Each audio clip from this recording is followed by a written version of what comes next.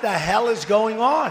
What's really going on? We said, what the hell happened? You don't have to know what the hell is on it. They see what's going on. I don't know what's going on. What is going on? We must find out what is going on.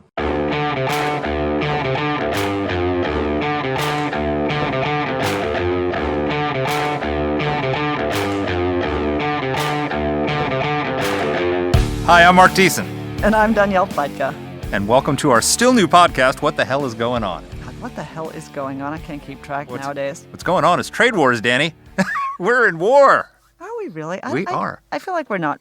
Well, I feel like, I don't know what. Yeah, we are. I don't know what I feel like, but we are talking about trade. We're talking about tariffs, and we're talking about the biggest T of them all, Donald Trump. There you go. So you claim that we are in the midst of, with the Republican Party's moving towards protectionism. Yeah, well, I think the Republican Party is sort of having some 1930s nostalgia. I mean, look at who we've imposed tariffs on. We've imposed tariffs on Canada. We've threatened them on Mexico. We've imposed them on the European Union. I get all our China, enemies. Right? Thank you, Donald J. Trump. My point here, I think, is that there's a case for tariffs with China, where we can really sit down and have an intelligent conversation with people who I believe are free traders, and we're going to understand that there really is not a free trade situation going on there. When we talk about Canada, which is one of our biggest destinations for exports, when we talk about the European Union, largest source of foreign investment in the United States, I'm a little more confused. Yeah, well, I understand that, but we're also in the main target of our trade war and our tariffs is China, and I think everybody agrees. I think across the bipartisan spectrum of it, that China is mistreating us on the trade front. They're stealing our intellectual property. They are forcing American companies to give over trade secrets in the price of doing business. They are putting up non-tariff barriers to trade with subsidies and the rest of it that make it impossible to compete. And Chuck Schumer, when Donald Trump announced these tariffs on China, Chuck Schumer said, stay firm. When's the last time Chuck Schumer tweeted support for Donald Trump? So there is bipartisan support for getting tough with China. Can I just say, by the way, that a barometer of Donald Trump being a good guy should not be whether Chuck Schumer agrees with him. Just putting that out there as a little PS. Yeah, again, look, we totally agree about the fact that the Chinese are not fair players. And I think that that's a very reasonable argument to make. But if you think about the last election, we had a presidential candidate from the Democratic Party and a presidential candidate from the Republican Party, and both of them opposed expanding free trade agreements with the European Union, with our Asian allies, not including China. I'm not sure that's the right direction for us. Well, you know what? We're going to talk about all of this with Senator Rob Portman, who's going to be with us in a minute. And then afterwards, we're going to come back and have a little bit of a debate on this because you and I disagree about the use of about tariffs. Everything. You and I disagree about the use of tariffs as a tool, both for trade and for non-trade issues. I tend to be a little bit more in line with the president on this and supportive of what the president's doing. But also, there's a fundamental issue which we've got to get to, which is that in the 2016 election, the American people and a large segment of the American population, working class people, stood up and said, the Republican free traders are not fighting for me. The Democrat Party is not fighting for me. The establishments of both those parties. And I'm going to elect Donald Trump because he says he's going to fight for me. And you and I are both Republicans. I'm kind of a conservative, but okay. But I think we need to listen to those people. And I think that if we want to preserve free trade, because we both agree that free trade has dramatically reduced global poverty. It's dramatically increased the wealth of the American people. It's a good thing. It's the reason why you can still afford your iPhone. But there are people still in this country who are being hurt by unfettered free trade and whose jobs, you always hear people say, well, TPP, Trans-Pacific Partnership, no net job loss. Well, if you're working at the factory in Lordstown, Ohio, it's a net job loss for you when your plant shuts down. And we have to, if we want to preserve the free trade system, we got to find a way to preserve free trade while also taking care of those people, and just more trade adjustment authority isn't going to do it. Listen, we got to pay attention to people who feel like they're left behind. If there are losers in a situation, they deserve attention too. They deserve representation. You and I don't disagree at all. I also think we've totally left out the new NAFTA. I'm sorry, I'm never going to call it anything but new NAFTA. USMCA. Yeah, that thing. So we also need to talk about the USMCA. We've got the perfect guest joining us today. We went to Capitol Hill to interview Senator Portman in his office. And one of the great things about Senator Portman is that he's a Republican. He was a former U.S. trade representative, and so he's negotiated these deals. But he's from a state of Ohio, which has a large population of those working-class voters who voted for Donald Trump and put Donald Trump in the White House. So he's going to tell us a lot about both what China is doing, why we're upset with China, and also what the solutions are.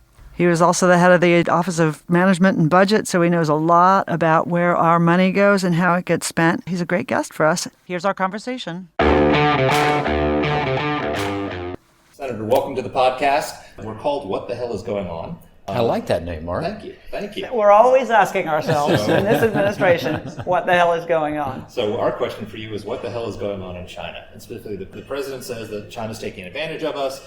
For our listeners who don't follow trade that closely, tell us about China's bad behavior and how it's hurting America, what the problem is that we're addressing. Well, thank you, Marc. It's a great question, and we need to talk about that. Starting in 2001, China came into the world order, the world trading order, through the permanent most favored nation, PNTR. Yeah. And everyone thought, well, that's good because China, a formerly communist economy, is going to become more market-oriented. And frankly, over the next decade, they made progress in that regard. But now they have kind of been backsliding.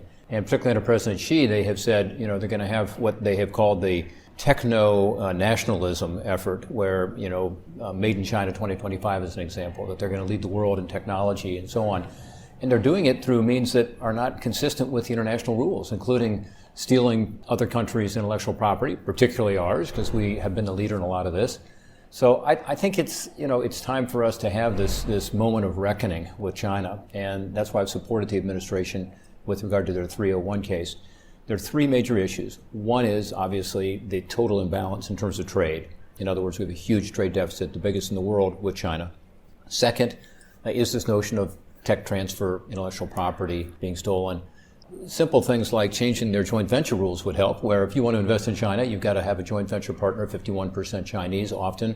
And what happens is they take the intellectual property from that company, by the way, sometimes set up a Chinese company to compete, and eventually, of course, that U.S. company is pushed out. And I can tell you a number of stories from Ohio companies that have experienced that, not just not being able to compete in China, but then globally, stealing that intellectual property and using it to outcompete, our workers here in America. And then third is this issue of subsidies. I mentioned earlier that China was making progress toward a more market-oriented economy, some backsliding now, well, specifically with regard to state-owned enterprises and even companies that aren't state-owned, but are being heavily subsidized in one way or another. Sometimes it's energy, sometimes it's labor, sometimes it's a direct subsidy on the exports.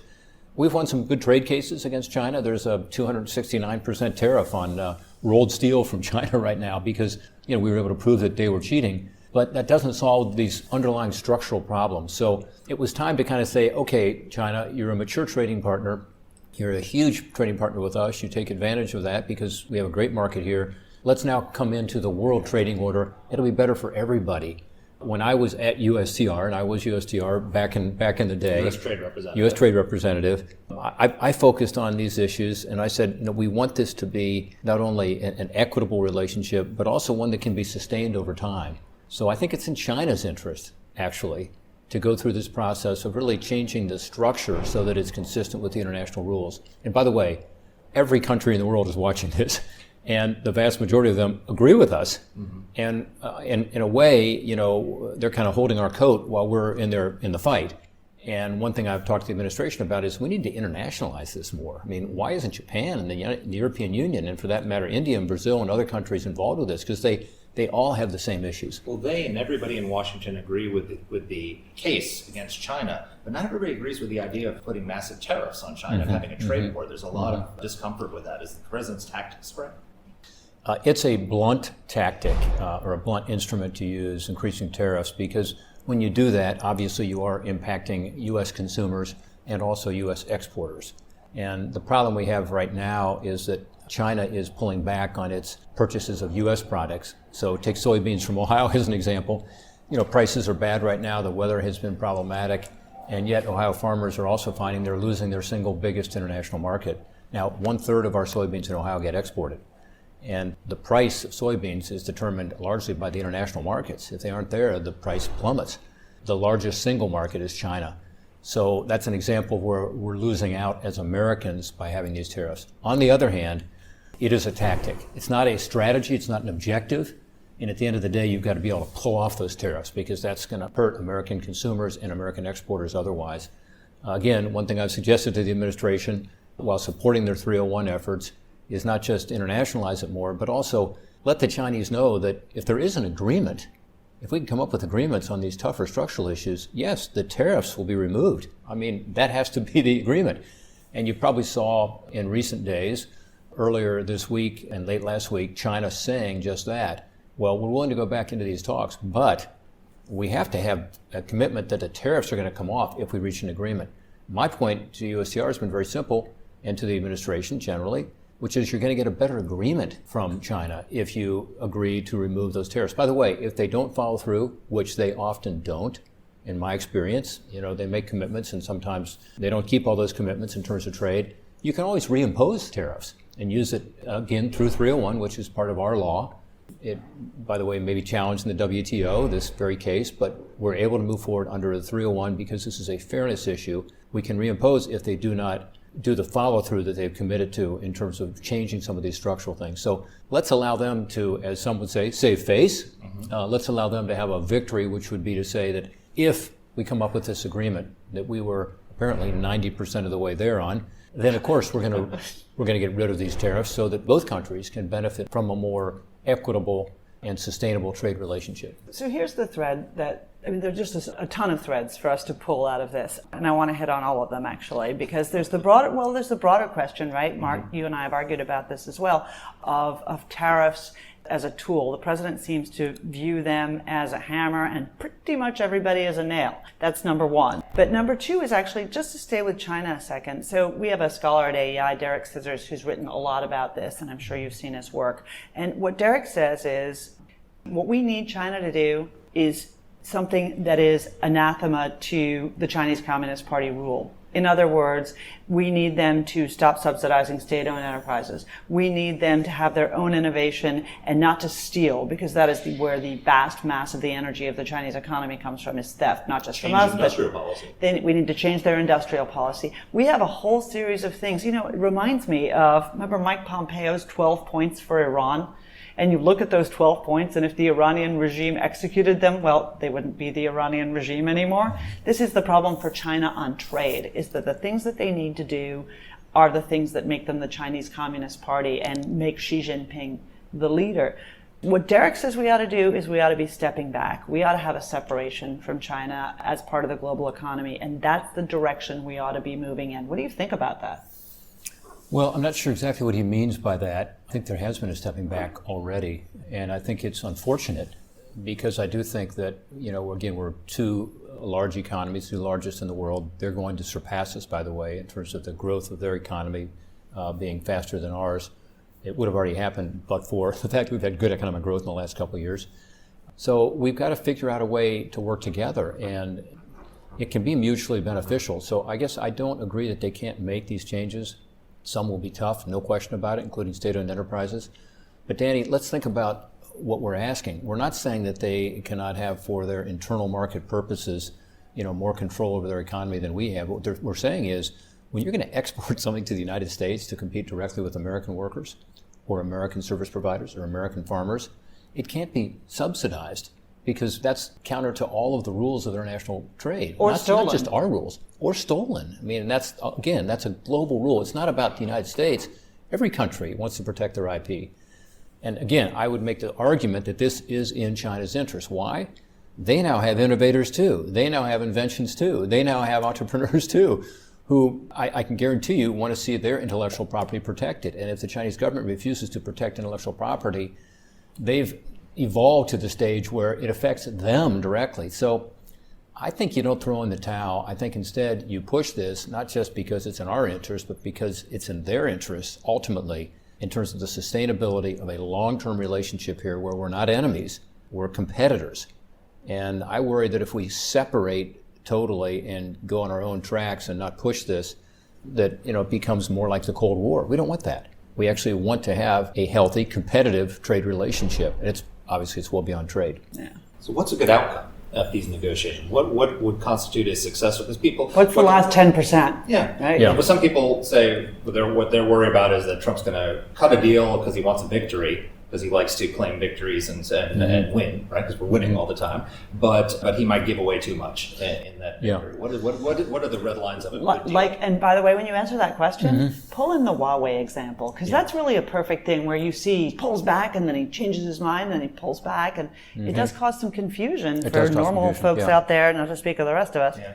I think the big question, Mark, is going to be, per your question, whether he is happy, the president and the administration is happy with China making commitments to purchase more U.S. products, because that would help with regard to the trade imbalance. You know, we send them, around $190 billion a year. They send us around, $580 billion a year. So there's a huge trade imbalance. And some have said, including, frankly, some administration officials who went over there early on, I'm talking a couple years ago, this is great. They're going to buy more LNG, liquefied natural gas. They're going to buy more soybeans. That's all we need here. That'll balance the trade. That's good. We want them to do that. That's the but least again, important issue. It doesn't get at the structural problems we just talked about. It doesn't get at the subsidy issues, doesn't get at the tech transfer issues, the IP issues. So an agreement has to include those structural issues, in my view.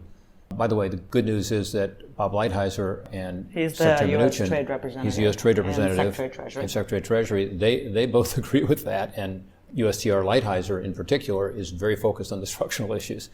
So I want an agreement, and I want a good agreement. I think that's going to require, as I said earlier, internationalizing this more so that China feels more isolated. And second, the agreement that tariffs will be relieved when this agreement comes together. But I think it has to include, so that's what to watch for. Let me give you a specific example. Licensing agreements, where if you want to do business in China, you have to license your technology, which then gets into the government, and the government takes that technology. Joint ventures, that's a law that can be changed.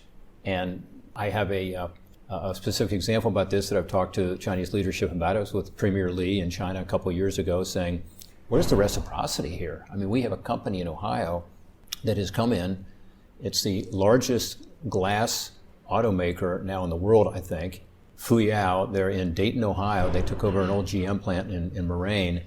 And there's no 51% rule. There's no U.S. company that has to own 51% of this. This company's doing very well in Dayton, Ohio, and they're competing directly with American companies. So why should they be able to come and do that in America? And if we try to do it over there, the Chinese say, no, you've got to have a 51% Chinese partner, and we're going to take your intellectual property. That's not fair. And by the way, they didn't really have an answer to it because it's just fundamentally unfair. They don't have an answer, but then there's the broader question. And so while I think you make a very persuasive case, and frankly, I think a conservative case on China, then there are the tariffs that we've imposed on the EU, on Canada, and the threatened tariffs on Mexico. Now, each of those are separate cases. Some of them are more economic. The Mexico case is clearly very political, and we should also talk about new NAFTA. But this is the concern that I think a lot of people have, looking not just at the president, as Donald Trump, but looking at the Republican Party behind him. Is this a new era of tariffs and protectionism? And what do you think about these other tariffs in these cases? Yeah, I think there's a distinction that has to be made, and it's a difficult one to make because this is all somewhat subjective, but what's about fairness and what's not. So our trade laws are based on a principle of fairness. If you are subsidizing a product and trying to sell it into America, that's counter to our laws and the international rules. If you are dumping it, that means selling it below its cost, that's counter to international rules and our laws. That's how we do our trade cases.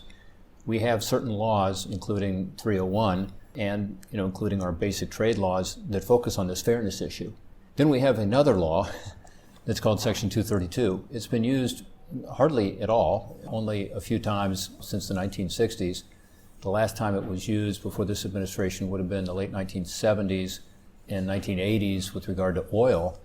But it says that for national security purposes, we can just put tariffs in place, proving no unfairness, no surge of imports, no damage to American industry, no cheating, in other words, no subsidizing, right. No dumping. It's the great national security exception. It's the national security exception, and that's what we've misused.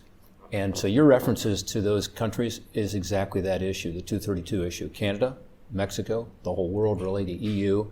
So that's what I have said. I've said, look, I agree that we need to have laws in place that protect our workers, and I'm actually more aggressive on enforcement than the last couple administrations have been, and I think we need to be. I'm the author of the Level the Playing Field Act, which helps us be more aggressive on protecting our rights. But it needs to be based on something, Danny, and if it's not based on fairness, this is what happens. Two things. One, the other countries retaliate aggressively. Why? Because, because they're in the same business we are, minivans selling. from Canada are not a national security issue, and we all know that. And so if you do that, Canada's going to be aggressive, and they have been, and they've really hurt Ohio products. Now we've resolved that issue on the steel and aluminum tariffs, and we need not go there on autos. But second is, if you don't base it on fairness, ultimately the World Trade Organization is going to step in and say this is illegal, and American workers and farmers and service providers ultimately get hurt more, because we're about competition here, transparency, competition, and it's counter to our approach. So that's my concern with where we are, and that's why I have proposed legislation on 232 to change I wanted it. to ask you about that. Tighten it up, make it truly about national security. Right, make it and let much harder Congress for have a any say. president, not just this Any president, president, yeah, any it's not about president this to president, use this any exception. Yeah. And do you think that legislation is going to pass? I think it could. I really do. We're trying to get a hearing and a markup in committee right now, and the administration has not opposed my legislation. I'm not saying they love it. They have opposed other legislation that goes further, that has Congress step in at the front. As opposed to a resolution of disapproval. Right. Which The is problem with the what front you have. is, and I get this, if there really is a national security issue, Congress is not a capable body to be able to respond quickly, Yeah.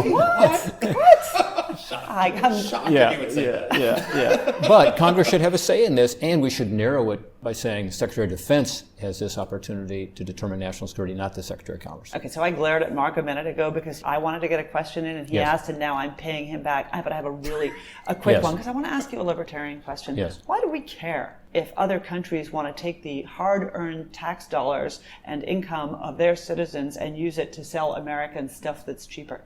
Do we really, aren't foreign subsidies for their goods? Yes, they're bad for competition. Yes, they make it harder for American companies. But the benefit that accrues to many, many more Americans is lower prices. Okay. Yeah, I mean, I suppose It's a real question. The trade deficit is a consumption surplus. Right. We're getting Right. more cheap stuff. Right. Yeah, I mean, I think, you have to believe in the doctrine of fairness, that ultimately it's unfair to the worker in Ohio who is playing by the rules, competing fairly, to be told, you know what, we love your product you're making, which is a washing machine made in Ohio, but Not to be specific about it. but guess what? We're going to instead allow the Koreans to come in here, or the Japanese, or the Chinese, or whoever, the Vietnamese, and sell a product that's subsidized and dumped, in other words, sold it below its cost, Right. to gain market share. If you're a libertarian, you shouldn't like that either, because you know what happens is that once they get through the loss leader, the market, and they get the U.S. company out of business, then they raise the prices. Right, then That's they've got a happens. grip on them. Well, that's a good argument. But to push back on Danny, the country is Marc. moving in the opposite direction of what Danny just suggested. Right. And I want to ask you this specifically because you're a free trader who's successfully won re-election repeatedly in a state like Ohio that has a lot of manufacturing workers, a lot of working class people who are affected by trade. So it seems like in the 2016 election, working class voters who felt they weren't being represented by either party stood up and said, we're going to be heard. And they elected Donald Trump to send a message to both parties in Washington, but particularly the Republican Party. I'm a free trader for a long time, but they seem to be saying that we want you to take the rough edges off of this free trade stuff that's hurting our jobs. And there's an argument, if you go back to FDR, that at the time that he did the New Deal, capitalism was really kind of in crisis, and there were a lot of workers who were being affected by dislocations. And you could argue that the New Deal saved capitalism because by creating a social safety net, that it prevented us from going further towards socialism at the time. And we I could feel have Marc's next column coming on. So you really need to give a deep, thoughtful answer here so he can get the full 800 words. But and today it seems to be the same thing's happening with free trade. That by taking some of the rough edges off of free trade, having some protectionist measures to protect American workers, President Trump might be preserving free trade in a way that there could be a real backlash against free trade. Otherwise, I mean, a lot of the people who are objecting to what Trump is doing sound like the people who are saying Social Security, that's socialism. You can't have Social Security. You can't take care of old people. Do we, as free market, free enterprise conservatives, need to be a little bit more accommodating to the idea of some protectionism in order to save the free trading system? Yes, but I wouldn't call protectionism. I mean, as you know, I've put myself kind of in the middle of this. So you call me a free trader. Others would say, I'm more of a balanced trade person. That's what I call it. Because when I was at USTR, my focus was enforcement. It has been since. I'm the author again of the Level the Playing Field Act and other measures to be sure we're actually aggressively enforcing our own trade laws and the international standards. Because I agree with you totally. This system only works when people think it's fair. Not just free, but fair. And that was Donald Trump's edge in the election, by the way. The problem is he has gone, in terms of 232, beyond the fairness into misusing a tool that was meant strictly for true national security issues. So that's the balance, I think. You got to find that balance. But I think you're absolutely right. I think people need to know that if you're a farmer or you're a worker or you're a service provider in Ohio, you need to know that your government's looking out for you. And it doesn't mean that, you get to sit back and enjoy protectionism. It means that you have to work hard. You have to compete. And you have to be willing to compete with anybody, but through a level playing field.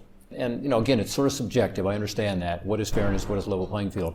But that is precisely what we ought to be doing, is being more aggressive in enforcing the trade laws, making sure that the fairness doctrine is upheld, so that people view this as a good deal for them and their families. Do you think, I'm going to ask you a political question, do you think that those working class voters in Ohio and other states that Trump won, particularly also Pennsylvania, you got Michigan, you got a lot of working class voters in those states, do you think that they're happy with the way the president's fighting for them? Do they feel that he's fighting for them, or is he going to win re-election in your estimate? Or is he going to win Ohio?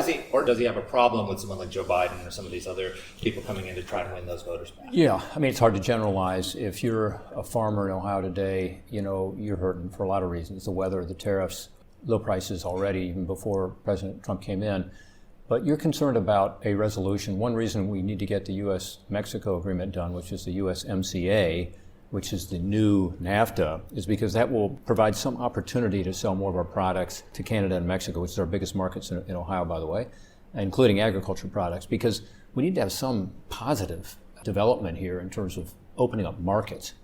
Because the one thing that I think this administration has not yet done successfully, and I think they really want to do it, is to not just enforce our trade laws, be tougher on China, but open up new markets. That's why a trade agreement with Japan or with the UK, which I'm working on, or getting the USMCA done is so important. So that, I think, is going to determine some of the way some Ohioans, workers and farmers feel about this is, okay, we get it, they're not playing fair, but when do we have a chance to sell more of our stuff? So what's the over-under on getting the USMCA done this year? I think it's going to get done for a very simple reason, which is logic will ultimately prevail. Maybe I'm the optimist around here. Maybe I'm Pollyanna. This is going to be our headline. Logic will ultimately prevail in the U.S. Congress. It is such a much better agreement for Democrats than NAFTA, and that's the alternative. If you're a Democrat, you essentially are voting for NAFTA if you vote no on USMCA. Why? Because you go back to the status quo, which is NAFTA. NAFTA will be the status quo. And it has no enforcement on labor standards. It has no enforcement on environmental standards. This new agreement, in every respect, is better if you're a Democrat. And by the way, I'm for it too, because we needed to update it. And there's some good things in there, there's things I'm not wild about. But overall, on balance, it's a better agreement for Ohio. But for a Democrat, it's everything that they've been asking for in terms of improving the NAFTA Accord. So if they vote no, the media needs to hold them to a standard, which is, wait a minute, this has all the stuff you said you wanted. That will be our second headline. The media needs to hold somebody to a standard. I'm waiting for that one. And then B, the problem for the Democrats, of course, is anything that Donald Trump supports is something that they Danny, I'm going to leave it up to you and Marc to make that case. I can see the next Thiessen column right now, but it's true. You look at the details of this agreement. There's a minimum wage in Mexico for auto workers. That's not a Republican approach. But it's very helpful for auto workers because guess what? The ITC, International Trade Commission, has said, independent body, this is going to add tens of thousands of more auto jobs to America. The rules of origin, where you have to have more things made in North American countries, including on automobiles, that's something Democrats have been asking for years. That's in the agreement. Again, the labor standards, they're not only higher standards, but they're enforceable. That's in the agreement. So these are all things.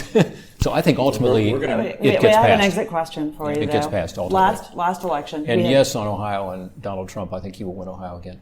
Well, music to his ears. Last exit question for you, because I know you've got to go and vote. Last election, two candidates, Hillary Clinton and Donald Trump, opposed the Trans-Pacific Partnership, right, an agreement with our Asian allies. They opposed TTIP, a trade agreement with our European allies. Both of them came out. Are our political parties headed, generally speaking, in the wrong direction on trade, in your opinion?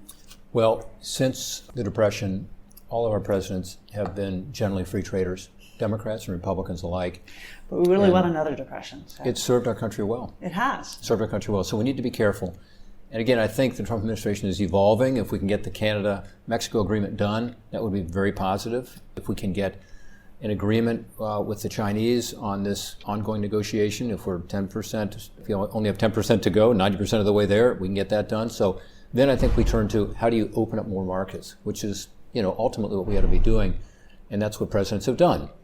By the way, if we have a trade agreement with another country, it's generally good for us. We actually have a trade surplus in the aggregate with those countries with whom we have a trade agreement. Think about that. We have a huge trade deficit. We have a trade surplus with those countries.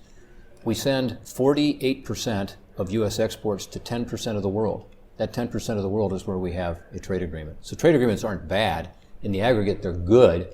We need more of them because it opens up markets for Ohio farmers, Ohio workers, service providers. And I think that's where the administration will go next, because they're talking about an agreement with Japan, agreement with the UK, and so on. So that will be more positive. Let's hope that they're listening, and let's hope that Nancy Pelosi is listening when it comes to the USMCA. Senator? It's in her interest. This is awesome, though. Don't you wish you heard conversations like this all the time on the news? Well, you can hear conversations like this all the time by listening to what the hell is going on. Thank you so much for joining us. I'm glad to have found out what the hell's going on. I know. We know. Thanks a ton.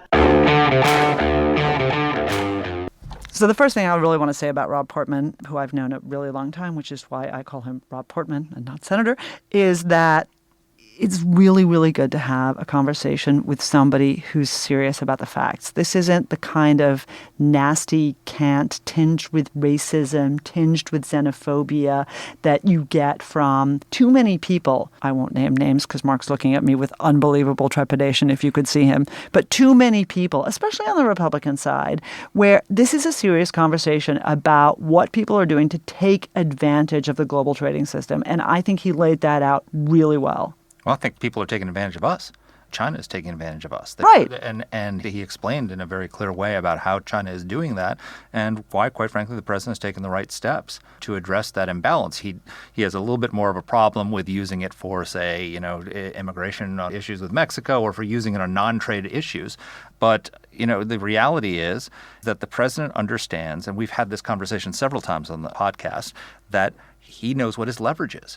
And if you want to get things done, we've had these trade problems with China for over 3 administrations, one of which I worked in, and we didn't solve it. No, okay, fine. And so, But you know what drives me crazy? Everybody seems to think that we're in a moment and that this moment has absolutely nothing to do with the next moment. When we talked about Barack Obama, we said, okay, Barack Obama, you want to run your presidency like an empire? You want to run the administrative state like it is your fiefdom and ignore Congress? It's going to come back and bite you in the rear end. And of course it did, because the second that he was out of office, Donald Trump ripped up the Iran deal and Congress stopped all of his regulations, and all of that was great.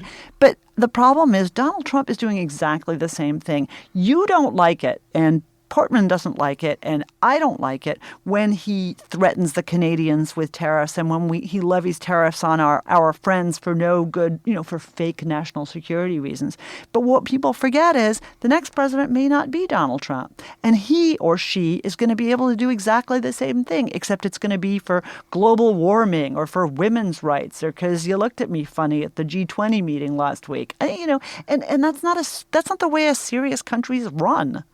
Well, I'll tell you, Danny, we both worked for a boss many years ago, Jesse Helms, who everybody went to set their hair on fire when he couldn't get his bills through the Senate. He would say, okay, guess what? No more ambassadors, no more bilateral trade deals until you sit down and negotiate with me. And I don't see much difference between what Donald Trump is doing and what our boss did and what we did when we were working on that committee, using the leverage he had as chairman of the Foreign Relations Committee to get the government to be responsive. Because that was a one-way street. That's number one. Number two, he was defending actually prerogatives of the Senate that were both Democrat and Republican. Well, Donald Trump is defending the prerogatives of the United States of America, which is that our intellectual property is not stolen from us. And our intellectual property is not stolen. I'm talking about China. Our intellectual property should not be stolen from us. We agree about China. And I'll tell you, we didn't get into this with Senator Portman, so it's not a little bit unfair to him to bring it into the conversation. But that's what this is all about, is us being way smarter when no one's in the room to disagree with fairness, right? Exactly. But that when it comes to Mexico, we had a great event here here at AEI with Roger Noriega the other day, and he had the former Mexican ambassador here. And the Mexican ambassador was explaining how the wheat deal's working. He's like, we're basically enforcing Mexican law. We're securing our border for the first time. We're sending troops down to the border. And I said to him, with all respect, you weren't doing that a few weeks ago. And what did he say? What did he say? He granted me the point. And we're going to have him on the podcast soon to talk about this. But that's another topic. But here's the larger question that we sort of just got into with Senator Portman, and I want to raise it with you, is that we're both free traders. We believe in the global trading system. We think that free trade is good for America. Wait. Are you? Let's take his locution. Are you a free trader or are you a fair trader? Well, here's the thing. I'm a free trader who's becoming a fair trader. And here's why. Because I think that the system is in crisis. The global trading system is in crisis because you have a lot of people, the tech companies and the high-skilled workers and everything like that are doing great under it, but the low-skilled workers in this country are not. And they're Marc Thiessen, man of the people. Well, you know, well, Rob Portman's a man of the people because he represents those folks. Well, no, he represents Ohio. I know. You represent Alexandria. Anyway. I wish you guys could see Marc's face. What's your point? Can we make our point, please? Thank you. I didn't stop you. Which is that the free trading system is not working for everybody in this country. And those voters stood up in the last election and said, enough. The establishment of the Republican Party, establishment of the Democratic Party is not representing me, and I'm going to send somebody to Washington who will. And we have to have a little bit of humility in listening to the message that they sent us. And if we want to preserve the free trading system, we have to take care of those people. Yeah. No, listen, you're totally right. And I guess I would put it... Could you say that again? Yeah. Marc Thiessen, totally right. Thank you. Let me add, Thank you. For once. But, no, look, the thing of it is that I agree with you that sometimes you've got to sort of hit the brakes and say, this system is not actually working the way it was intended to work. The Chinese are corrupting it. Others are corrupting it. The WTO is not adjudicating things in a way that is actually fixing it. And it's not wrong to turn around and say, for example, about NAFTA, because we haven't talked a ton about that, to say, you know what, NAFTA is 30 years ago, 25 years ago. Guess what? It needs updating. It needs changing. It needs refreshing. It needs to address things that we didn't even think about at that point when it got negotiated. I am all for that. The problem for me is this transition between free and fair, because what fair means to you and to me and to that guy in Ohio who lost his job is not the same as what fair means to Marine Le Pen or Jeremy Corbyn or Elizabeth Warren or Ilhan Omar. And when you start using loaded words like that, you end up in a very different situation. The rules of the game start changing in ways that are unanticipated. Well, that's what I worry about. The phrase balanced as opposed to fair. Yeah. But here's the fundamental problem, and I want to go back further than 20 years in NAFTA, but let's look at a little bit of history. That we don't believe as conservatives in unfettered capitalism. We believe in some regulation, right? So we're not completely laissez-faire and let the chips fall. No, and we believe in the public good. And so we're entering a period of time where there's going to be a massive disruption of the economic system on par with the Industrial Revolution. And when we've got AI coming, you've got automation, you've got a lot of jobs that are going to be at stake and a lot of difficult transitions. As free enterprise people, we believe that ultimately everybody's going to be better off from that, but it's going to be a difficult transition. The last time we had that transition in the Industrial Revolution, the result was socialism. Karl Marx and Engels came up with this genius idea that then ended up resulting in the enslavement of half the world and 100 million people getting killed in the 20th century. And when FDR came into office, there was a real push towards socialism in our country. We talked about this with Senator Portman. Right. And that FDR, by creating a social safety net, by creating some protections for workers in their old age, by softening the hard edges of capitalism, probably saved capitalism. Because the alternative wasn't the unfettered capitalism, it was socialism. And so now we're getting to another inflection point, Danny. Donald Trump, savior of capitalism. Well, no, but Donald Trump may be savior of free trade because the free trading system, the global trading system, we're now going into a similar period of time. And guess what? Socialism is on the rise again. If you watch the Democratic debates, if you listen to the millennials and what they think about that. Don't depress me. Well, I'm sorry. I'm here to depress you. Every day of the week. So we as conservatives have to recognize that we can't just be automatons defending free trade. Okay, we have to last be able thing. to... Exit question. I agree with you. We shouldn't be automatons. We should have some more imagination. And you're right. The challenges are real. And in terms of reliving history, there's no question. This looks much more actually like the alternative is protectionism. Real protectionism, This looks not like this. the bad old days of the 1930s. The thing that really but hang on. But the thing that really worries me is that I think that the balanced way that Senator Portman sees it, the balanced way that I've talked about it in a few moments of lucidity, you talked about it. Balanced way that I talked about it. I think setting up a contrast here. Yes. Well, I'm not actually. I'm going with, look, what worries me is that the Republican Party is drifting away from its moorings, its conservative moorings, and to a certain extent, the reasonably libertarian attitude towards the economy. We do better when people are freer. We do better when people are less regulated. And by the way, we do better when we can buy things that are cheaper from foreigners as well. We don't want to be making all the TVs in this country. This is the problem of Donald Trump and some of his advisors. That's what worries me about the party, because the party has been, in many ways, lockstep behind him. That's a much deeper conversation. I'm really looking forward to finding somebody who's going to go over that with us. But that's what worries me, is that the reasonable part that we've talked about today is, I think, the tip of the iceberg, and there's a whole unbelievable Titanic disaster underneath the iceberg. So what I worry about... We got to wrap up. People are going to stop listening to us. No, they're not. What I'm worried about... Yes, you are. What I am worried about is that the alternative to what Trump is proposing is real protectionism and socialism.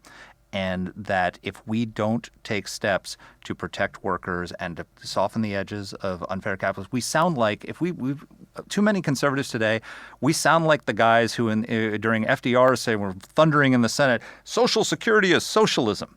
We can't have socialism in this country. We have to recognize, I would much rather have the new NAFTA, as you call it, the USMCA, which, as Senator Portman pointed out, is a bill Democrats should support because it's great worker protections and other things like that are not free, not as conservatives we probably would oppose.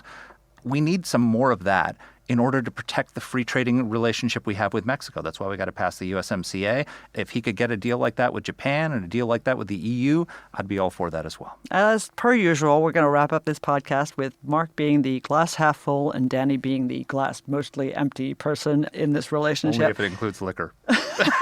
That's true. Next time with cocktails. Hey, thank you all for listening again. We've really enjoyed this. Thanks to Rob Portman for joining us. He was a fantastic guest and a really good explainer. Absolutely. And our team here at AEI is Alexa Santry, Matt Weinset, Jen Moretta, and Macy Heath. Let us know what topics you'd like us to cover. You can get in touch with the show by emailing us at whatthehell@aei.org. Or you can reach us on Twitter. I'm at @Pletka. And I'm at Marc Thiessen. That's Marc with a C. Please rate and review the podcast. If you like the show, please subscribe, share it, comment on Apple Podcasts, or wherever you're listening to this. Thanks for listening.